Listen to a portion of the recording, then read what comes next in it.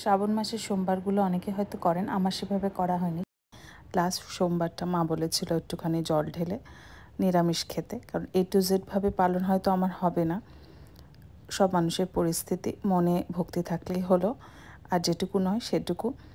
শেষ সোমবার ছিল বলে আকন্দ ফুলে মালাটা টাচ করা যাচ্ছিল না বাজারে সব কিছুই। এটা আমাদের কমপ্লেক্স, আর কমপ্লেক্সের মধ্যেই মন্দির বলে আরও একটু সহজ হয়ে গেছিলো। জাস্ট স্নান করে বাচ্চারা স্কুলে চলে গেছিলো, তারপরে একটুখানি জল ঢালা।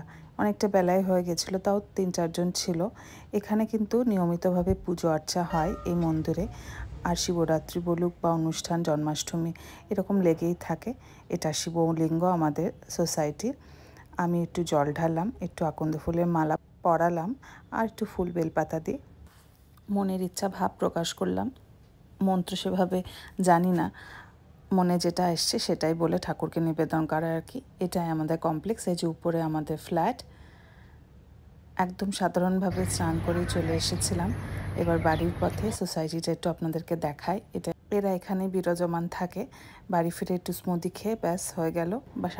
আজকে সারাটা দিন ভেজ, লাঞ্চে পকোড়া, ভেজ পকোড়া, বাঁধাকপির তরকারি আর পনির। আর রাতে আমরা 3-4 জনে খাবো, একটু রুটি আর ওই সকালের সবজি বলতে গেলে। আর বাড়ির অ্যাক্টিভিটিতেও ছেলেকেও একটু ইনভলভ করি মাঝে মাঝে।